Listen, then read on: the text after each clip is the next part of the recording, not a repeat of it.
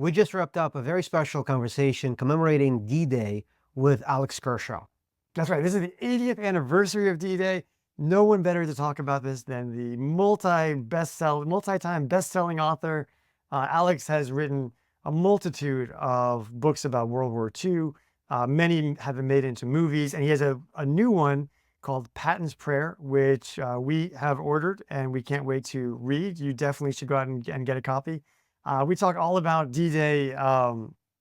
Boy, the implications. What would have happened if we hadn't gotten over the beaches? Which is a very, very interesting point that not a lot of people talk about, but it is crucial. Draw parallels with what's going on in the world today, the conflict in Ukraine, obviously. Ukraine. Yep. And what would have happened D-Day and World War II more generally if we had had social media at the time? Right. So a lot of very interesting topics that we covered with Alex, and he's always just amazing to talk to about anything World War II. So enjoy this one. Alex, welcome back to the show. And as ever, we really appreciate you taking the time to have this conversation with us. And we're approaching the 80th anniversary of D-Day, which was a culmination of extensive planning and coordination. And D-Day in World War II was such a momentous event and such a success that today we use D-Day to denote the launch of almost any major undertaking. That's right. Now, could you set the stage and maybe paint the picture, Alex, of what happened on D-Day and why was that day so significant? It's the biggest military operation, of World War II. It's the greatest invasion in history. Um, it took an awful lot of planning from 1942 onward. That was the intention of the Allies, which was to invade Northwest Europe. D-Day marked the beginning of the end of the Third Reich. It began the liberation of France and then of Germany itself. It's the most important day arguably of World War II. It has an enormous significance today because the Europe that you can visit is one that is free. It is united. It has been largely prosperous and at peace for 80 years since June the 6th, 1944. That in itself is an achievement of immense, of enormity, shall I put it that way. It was an incredibly risky operation. I think that people today that know a little bit about World War II or D-Day, I still would bet that most of them don't realize just how risky an operation this was, how much we gambled. Eisenhower, Allied Supreme Commander, said that everything was on the table on one roll of the dice. Omar Bradley, head of American forces on D-Day, said that there was no plan B. If we had failed on June the 6th, 1944, we would not have gone back. The outcome of the Second World War, certainly in the European theater, rested on the success of June the 6th, 1944, and our ability to land on hostile shores in Normandy. If D-Day hadn't been successful, I mean, I know it's impossible to really play, Yeah. what ifs with history, but what do you think would have likely been the result? Do you think it would have been a stalemate? Do you think we end up dropping a atomic bomb ultimately once we develop it? It's so hard. It's just impossible, I guess, to imagine. But at the same time, let's try to imagine it. What does that look like? Well, I should point out that that's a really good question, and we don't ask it often enough.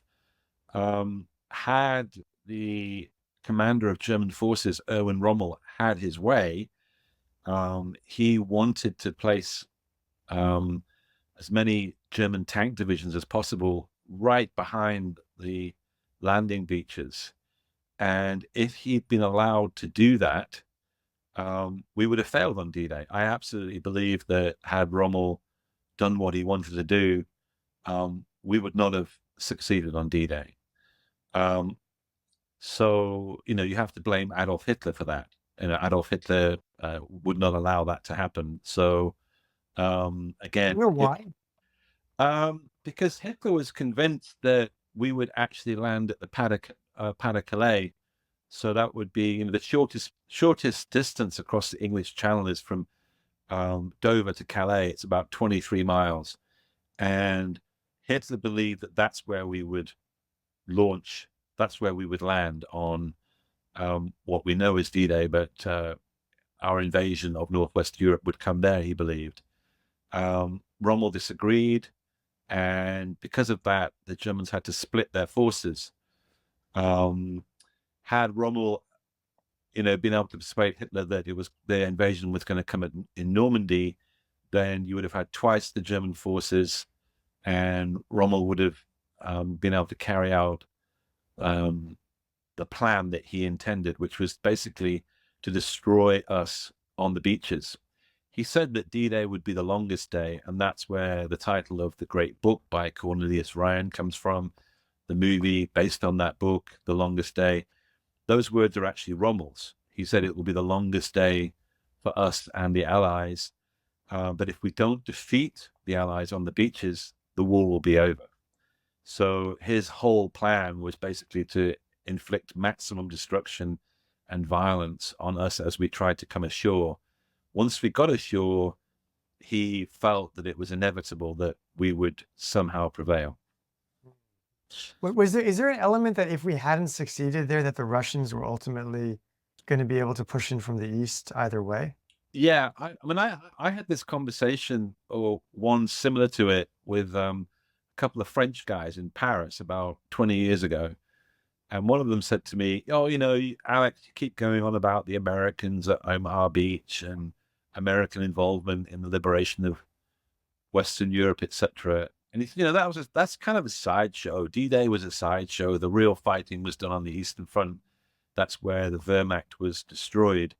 And to some extent, that's true. You know, 3/4 of German soldiers were killed on the Eastern Front. The battles that occurred there, you know, put battles like Anzio, Battle of Normandy, even in the shade. In fact, Operation Bagration, which began in mid-August of 1944 on the Eastern Front, was far larger than Operation Overlord, and was unstoppable. But my point is that those people who go out and vote today in Western Europe probably wouldn't be able to do so if we hadn't landed on D-Day and succeeded. And that's what I said to those French guys at this very posh dinner party. I said, well, you know, the fact that you guys live in a democracy is because of what happened, because of the American sacrifice of life, and British and Canadian. It's because of what happened on D-Day that we were able to liberate your country and preserve it as a democracy.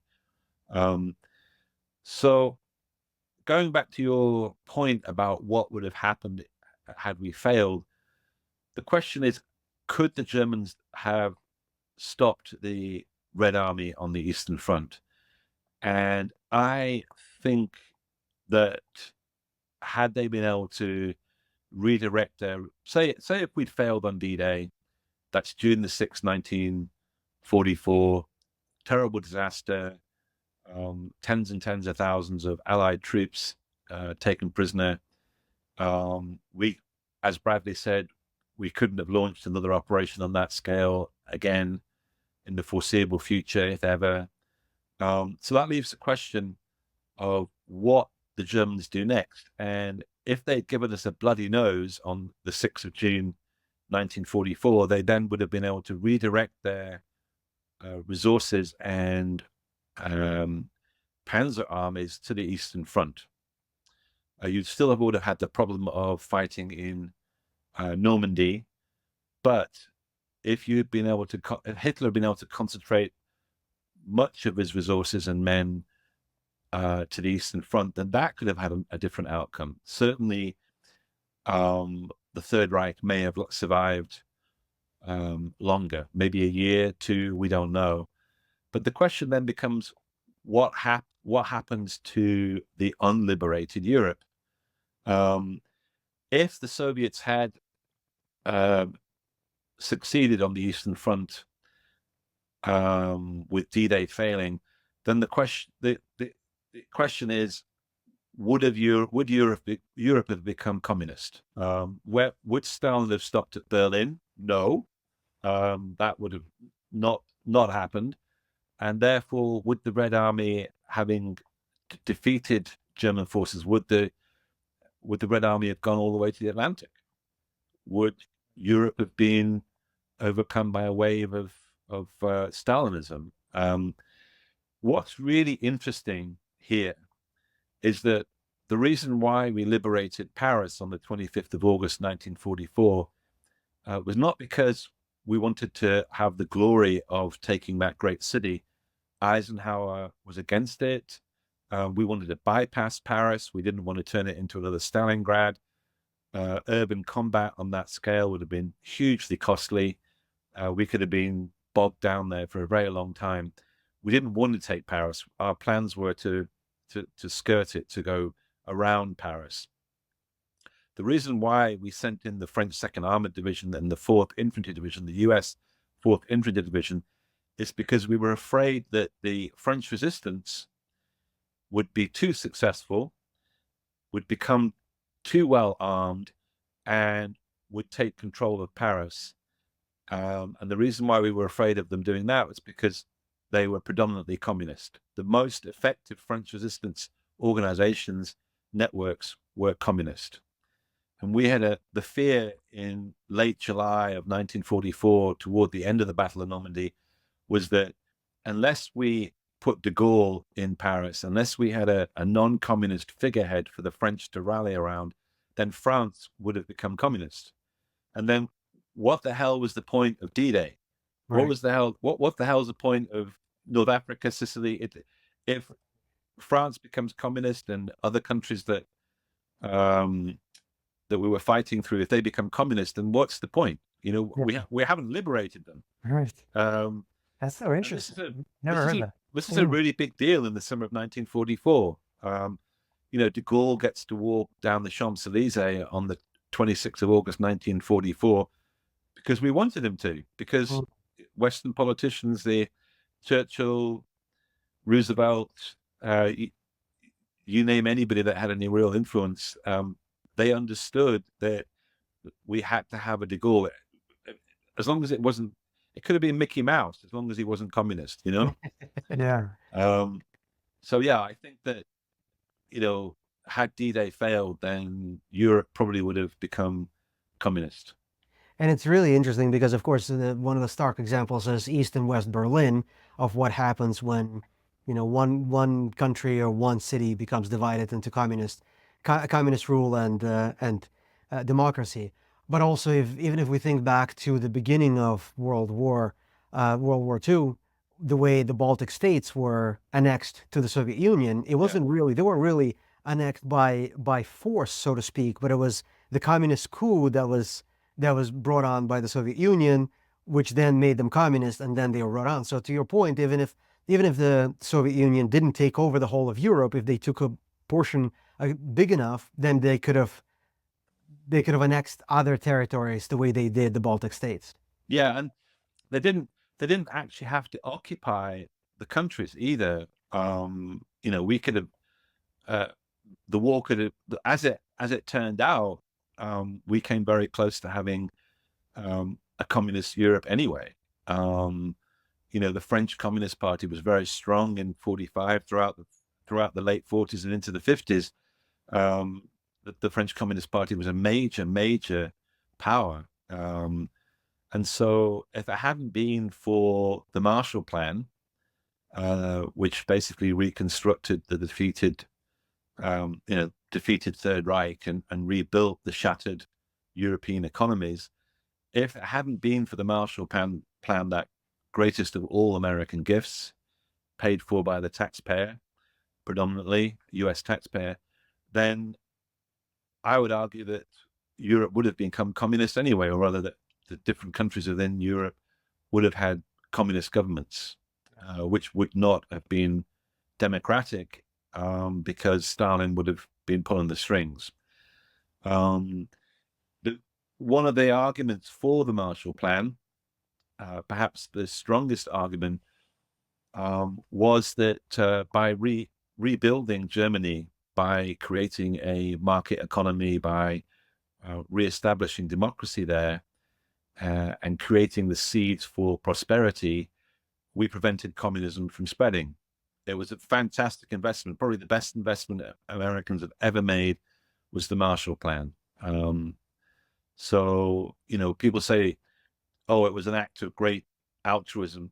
Yes, it was in a way, but it was also designed to prevent the expansion of Stalinist brutality.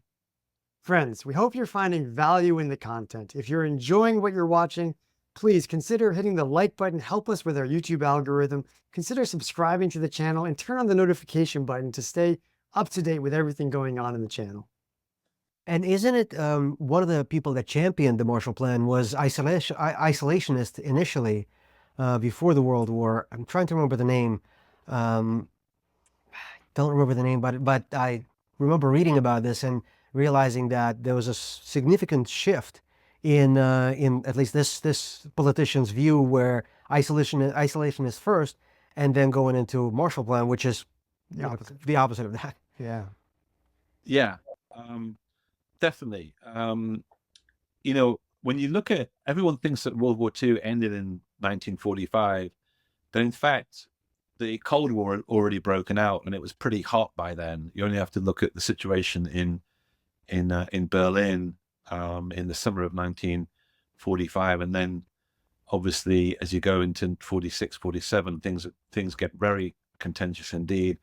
The jockeying for power and influence had begun well before the end of the Second World War in Europe. At Yalta and at Potsdam, Stalin was determined to be the victor, and to the victor go the spoils. And he wanted to expand the Soviet Union and bring the states, or the countries that the Red Army had conquered. He wanted to make those permanent buffer states between the West or any perceived threat and Russia. And if you look at the situation today in the Ukraine, you have to understand that paranoia, that centuries-old paranoia that the Russians have about threats outside their border, it's one that animates Putin. That's a way of understanding the Ukraine war in some ways. That they've always wanted a large buffer between the West and Moscow. Do you think that given that, do the other border states have reason to be neurotic about the idea that it doesn't end with Ukraine? That, Moldova, Finland. Well, Finland had the Winter War, so they have historic reference to. Yeah, I mean, like now, like yeah. I don't know. I think that thankfully we have NATO, which is we have the Atlantic Alliance, we have NATO, we have an international structure born out of the Second World War. That's what people don't realize, is that D-Day also marks the beginning of this construction of international order alliances that we see today, that we rely on hugely today, those of us who care about democracy.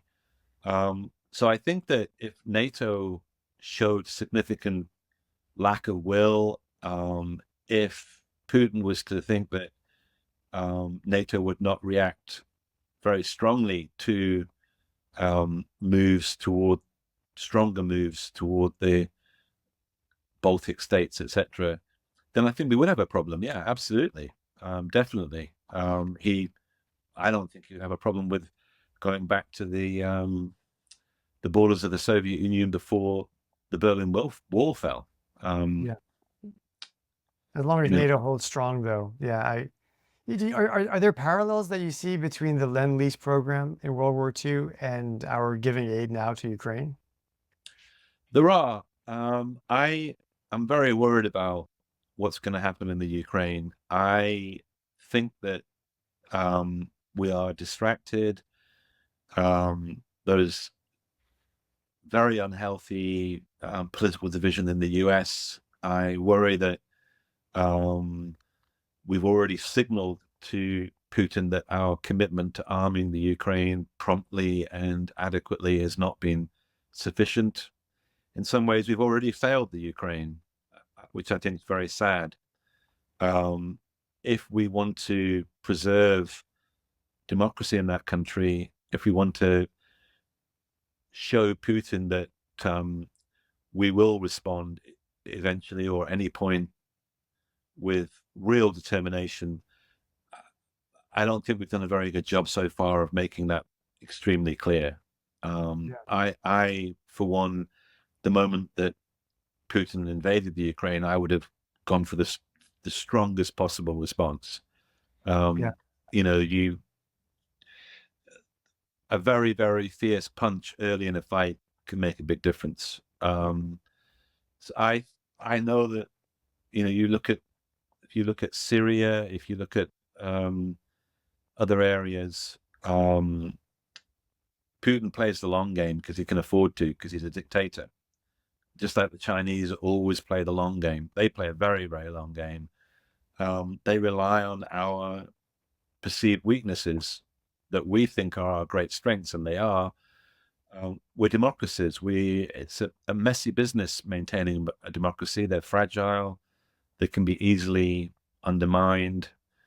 And I think that Putin's playing the long game. And I do not think that the war in Ukraine is going to end happily if you care about peace, freedom, and democracy. And do you mind if I just, a silly question, right? But I do think that it needs to be spelled out, because there's a lot of arguing about whether there is a reason that we as Americans should care about what happens in Ukraine, anything beyond the suffering and the humanitarian concerns. Why should we care about democracy being preserved in Ukraine?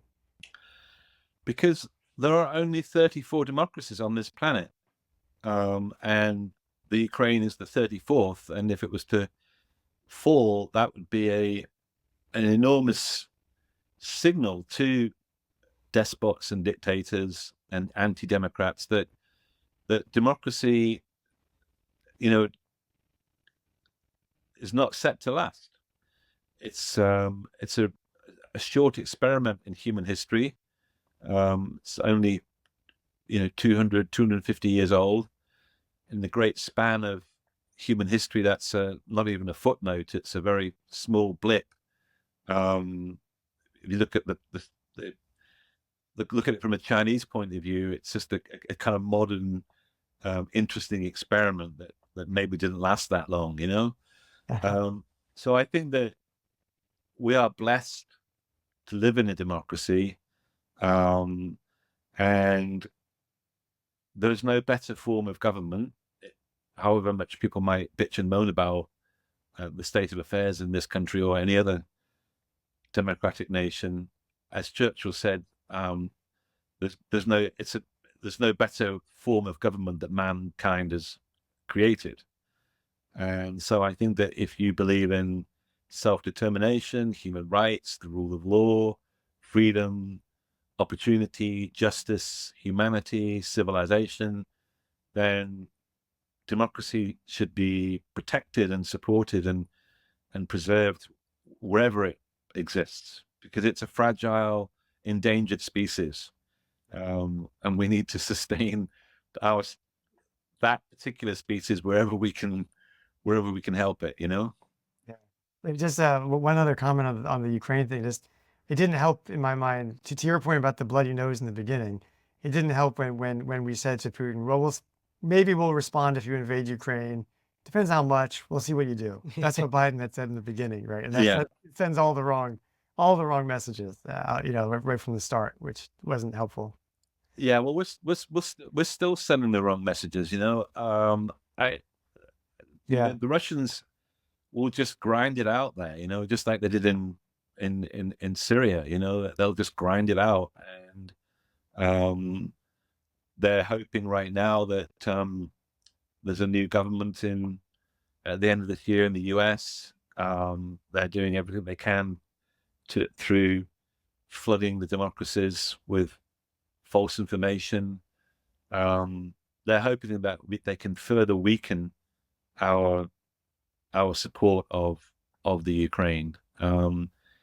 Meanwhile, just grinding out what has become a war of attrition, and using, you know, Chinese support, Indian support to carry on the war there. It doesn't look good.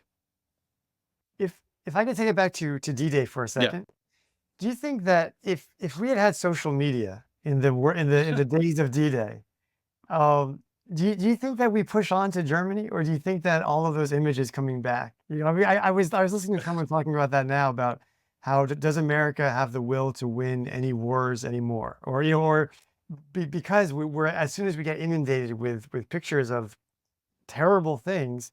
I mean, you were saying before, 20,000 French citizens dead from our bombing, during as we were liberating Yeah. them, right? War is terrible. And as the American public, as we see these images, we recoil and, kind of lose our will. So do you think that if the if if the social media landscape had existed back then, would that have undermined our ability to prosecute the war? I don't know. I mean, it's a good question. You could argue the opposite.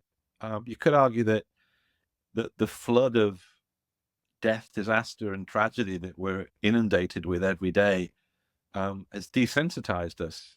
Yeah. Um, I think one of the great worries that many people have is that we are becoming increasingly desensitized to not only our fellow citizens in this country, um, but also the plight of others abroad. I don't see people reacting with the same kind of concerted concern to what happened in Papua New Guinea. That terrible disaster happened just recently there. I don't. I think there's a kind of empathy erosion that's going Mm. on. I think social media contributes to that, but I don't know. I mean, the information about the reality of war was extremely tightly controlled during World War II, and in fact previous wars. The very strict censorship. First time that Americans saw any kind of image of what D-Day was really like was on the 19th of June, 1944. So almost 2 weeks after D-Day, and that was in Life magazine with the famous photographs of Robert Capa. Um, but imagine someone live tweeting from Easy Red Sector or actually Dog Green Sector on Omaha Beach, where 102 guys out of 200 in the first wave were slaughtered. Imagine live tweeting what was the first 20 minutes of Saving Private Ryan, which is exactly what happened on Dog Green Sector. That's where the Bedford boys died. I wrote a book about 19 guys from a community in Virginia, Bedford, who were killed on Dog Green Sector of Omaha Beach. And what happened to them is shown in the first 20 minutes of that movie. But imagine people back in Virginia or anywhere in the United States seeing a real Saving Private Ryan. Right. What would their reaction have been? Would they, how would they have felt about that? Would they have put pressure on politicians, or would the war effort have wavered? I think you have a really good point there, because, there were certain times in the war when, had the American public really known what was going on, they may not have been quite so keen to raise war bonds or send their sons into combat or even support the war effort. Mhm. Right. Hurtgen Forest being a great example. That's the longest continuous battle that the US fought in World War II. Most people haven't heard about it, and that's a pretty good reason, which was that it was a defeat. We basically went hardly anywhere. 9 US divisions chewed up between the early fall of 1944 and Christmas of 1944. It was a meat grinder. It was called the meat grinder. It was a bloodbath. And had Americans known about that, the full extent of that tragedy, and that what many people regard now as a waste of life, they may have asked some difficult questions, like, who's leading this war? Why are we doing that? They would have been asking questions that politicians didn't want to answer, that actually couldn't be answered. Another great example would be Battle of the Bulge, 16th of December 1944. We're taken completely by surprise. 200,000 Germans attack us. Within a few days, there's a 70-mile penetration by the Germans in Allied lines. And there's consternation, panic, and chaos among, SHAEF at SHAEF headquarters. Now, trying to explain that to the American public, if they're getting, second by second information from tweeters and frontline reporters that are saying, are terrified and panicked, just as we were, as the soldiers were themselves. The question then becomes, how the hell did that happen? I thought we were winning. I thought this war was going to be over pretty quickly. Eisenhower and Montgomery are betting with each other about the fact that the war will be over by Christmas, and suddenly it's far from over. We're getting our asses kicked here.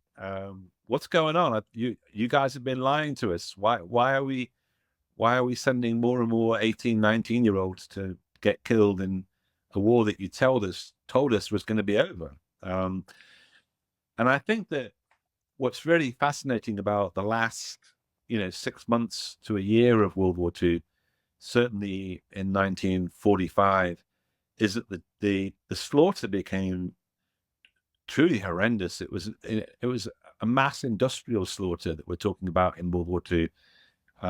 We'd seen that tragedy evolve in World War One, but from an American point of view, the casualties just started to soar and get higher and higher, because you had Battle of the Bulge, and then you have bloodbaths in the Pacific like Iwo Jima, Okinawa. If you combine what was happening in Europe, the figures of fatalities in the European theater with the Pacific, World War II gets extremely costly in the last few months of the war.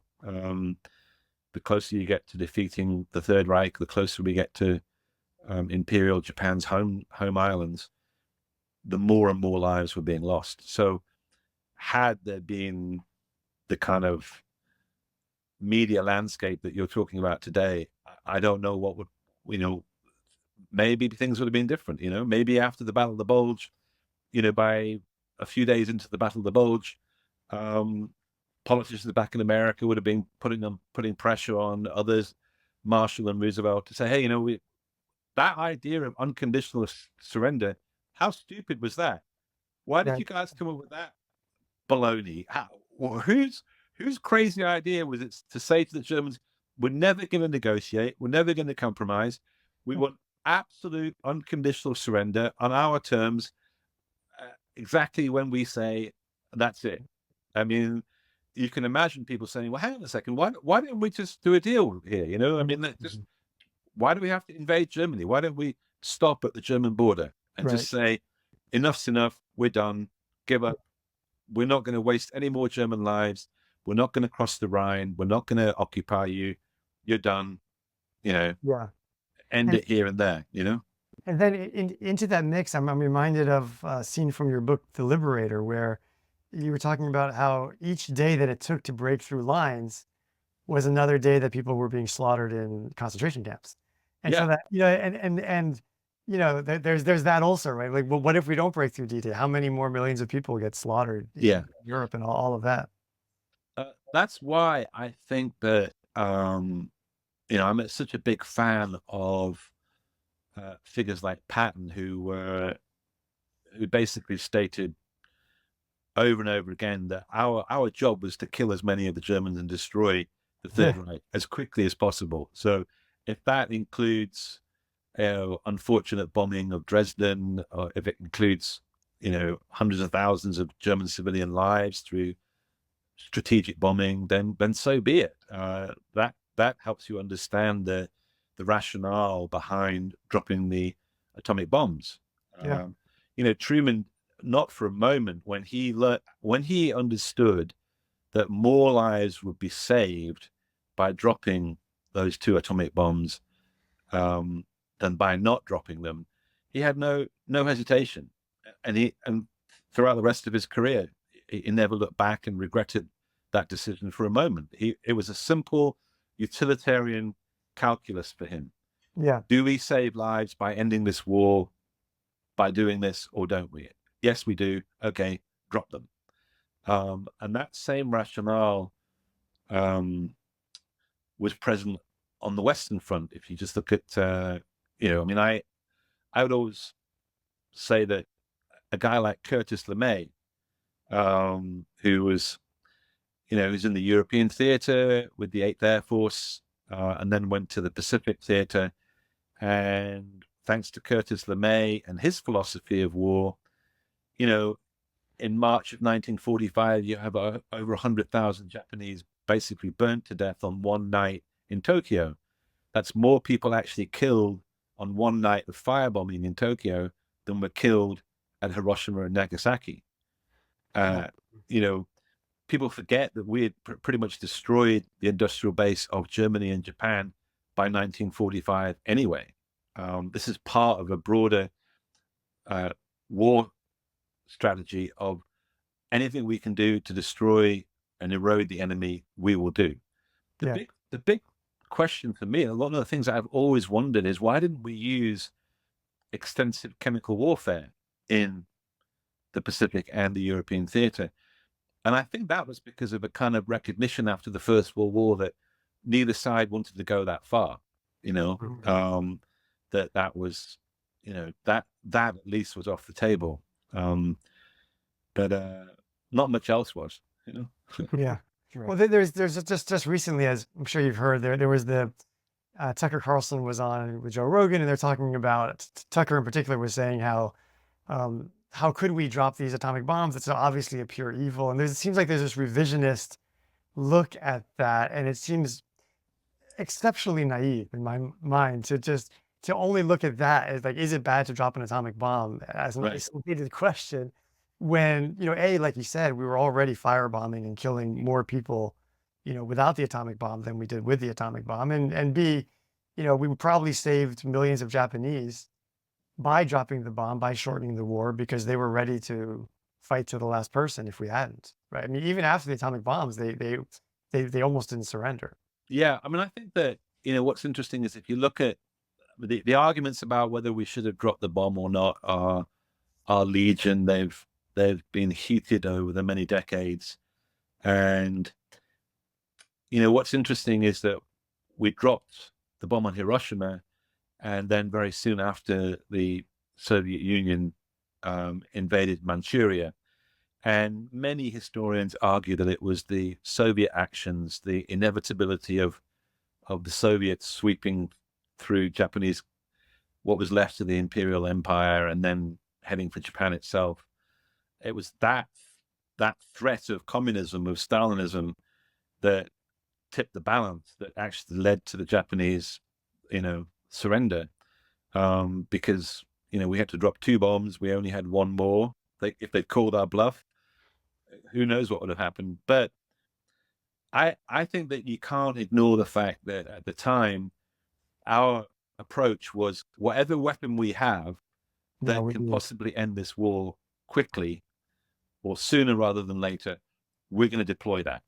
Whether the Russians, were the major deciding factor or not, it was a combination of events around in early August of 1945 that led to Japanese surrender. I don't think it's fair to separate one from the other. I don't think it's fair, as some historians have said, that they've argued that we didn't need to drop the bombs because we'd embargoed Japan, we'd isolated it, we were going to starve them to death anyway, and that the Russian advance made all the difference. I don't think you can cherry pick when it comes to the combination of events in history. Would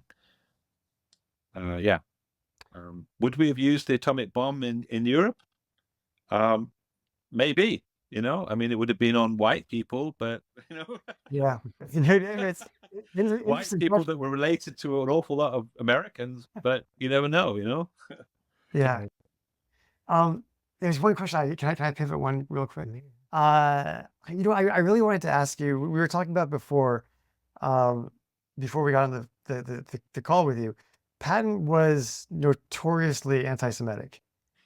how do we reconcile that anti-Semitism with his heroism in the war? Is there a way to reconcile it, or is just he was a wonderful fighter who was a product of his time, and part of that product was being anti-Semitic? Well, yeah, it doesn't need to be Yeah, reconciled. it doesn't Right. need to be reconciled. Is it Or just do we need to just say it have was these 1940? It was 1945. That's right, what it was. ideal heroes, or are people Yeah. flawed by Uh, design?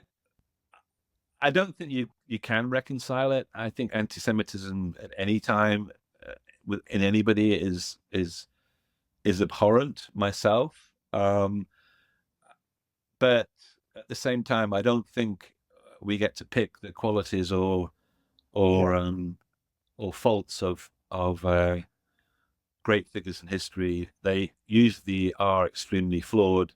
Churchill himself was, if you go and ask an Indian today, Right. Right. Churchill or Right.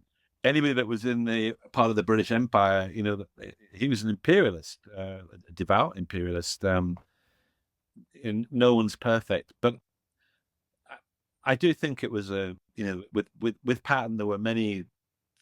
He had many traits that would not go down well at all today.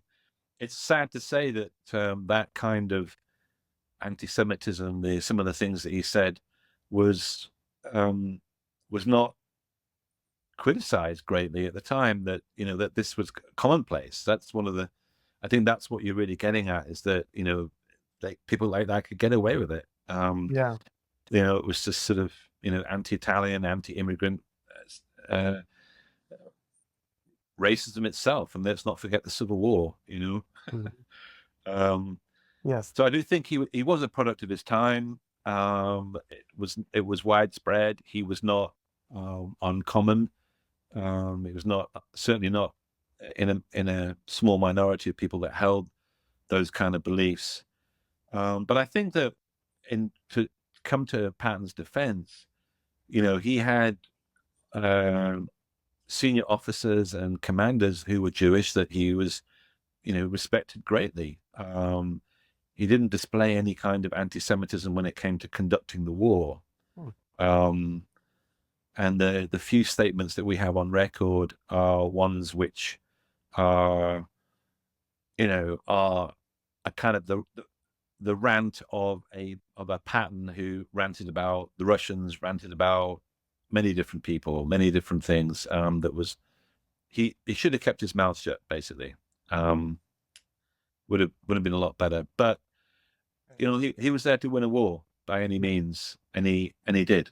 And I would argue that if you really look at the broader question of how many lives were saved by his success, by figures such as Patton, and I would say that Patton was the most effective U.S. military leader in Western Europe in World War II. I would say that his Third Army was the most effective U.S. Army during World War II in Europe. And so then you have to ask the question, how many Jewish lives were preserved by his success, by the success of his liberation? How many Europeans' lives were ended up being ones lived in liberty? How many people did he save, German, American, European, by being the success that he was? Yeah. Would there have been any Jewish population left in the Third Reich in concentration camps had we not got there when we did? That's fair. And he personally, as a person, he was a very impressive guy. I mean, he competed in the Olympics, developed his own saber, right? A number of different. To compete in the Olympics? Yeah. And he was very impressive. And you published a book, Patton's Prayer. Patton's Prayer. Yes. Yeah, we are So very excited to be reading. absolutely. And hopefully we can have you back after we've read it and it's been out for a bit. That would Absolutely, be because we love your other amazing. books. Yeah. Oh, And- look, your books are must reads. Absolutely must reads. All Americans should be required. Well, so this will air on D-Day. What will you be doing on D-Day? I'm going to be in DC. I'll be one of a bunch of people that will be reading all the names out. The 9,000 names of those who are in the American Cemetery at Colville-sur-Mer, who who died during the D-Day invasion and the Battle of Normandy. So we started. I think I'm the first to start at 5 o'clock in the morning, and hopefully we'll have read all those names by early afternoon of June the 6th. And I'll also be, as part of my role as the resident historian at the World War II Memorial, I'll also be the service we'll have that morning. We have a special commemoration service, and then I'll be doing a bunch of talks and other stuff that day. It's a big day, I mean, I'll be extremely busy, but it's a great day and one that's really important. And I love it's you get to celebrate incredible people. There are several veterans that I know that are still alive that I'll try and get in touch with. It's a day of joy and celebration. It's the most important day of the 20th century, as far as I'm concerned, and it was a successful day. We achieved something incredible and spectacular that day, and so while I remember the people that were lost, and I remember the families that I spoke to who had lost someone on D-Day, I also think about that incredible, beautiful, beautiful continent that lives in freedom today because of that sacrifice. And so to me, it's a day of joy and wonder and celebration of sacrifice, but celebration of America at its best, and I think we need to hear that message more often. We need to stop, being so down on ourselves and criticizing this, what is a great nation, so much. This country has done amazing things, and what it did on D-Day, 6th of June, 1944, will live forever in the annals of humanity, so long as we stay on this planet. Right. It was an amazing thing. It was America's finest hour, I would say. June the 6th, 1944, America at its very, very best. I would even add to that D-Day was America at its best, and America at its best is, honestly, it's humanity doing its best to live up to the best ideals of humanity, right? So Yeah, and everyone can celebrate because of that. Yeah, and it's a day when America actually walked it like it has always talked it. Yeah, And it actually, it was about the sacrifice not only of American lives, Canadian, British, Allied lives, but over 900 Americans were killed on Omaha Beach. That's an awful long way away from the United States. right. And that was on, just in just a few hours. That sacrifice was about America saying to the rest of the world, yes, we believe in these principles. We believe in the founding ideas behind our great republic. And we're prepared to give our youth our best so that you too can enjoy our freedoms. We're not just selfish. We're not just about us. We're also about others. And we're prepared to give so that others can enjoy what we have taken for granted or what we have earned ourselves. I don't think there's a better example of altruism in some ways than that gift of freedom that began on June the 6th, 1944 for Western Europeans. It was an enormous gift. That's beautiful. Beautiful gift. The most beautiful in history. That's beautiful. Here's hoping our politicians start sounding like you just did, because I think we need more of that. Yeah, they better learn to stand tall and be proud and make this nation realize what it's absolutely capable of when it's united and when it believes in something. Yeah. And when a country is prepared to fight and defend ideas and believe in a cause bigger than just ourselves, Yeah. When we really understand how much we mean to the rest of the world, Yeah. how important we still are, how vital we are. If you take this country out of the global picture, God forbid what will happen. Yeah, it's a mess. We are the linchpin. This country is the linchpin of civilization and democracy on this planet. Yeah. And the more that we realize that, the more we embrace that, the more that we stand strong and say, you know what? We are the guys, we want to help you. Yeah. We want to share with you. We want to make sure that we stand strong together, but we're the main guy here. Yeah. And whether you like it or not, try doing it without us. Right.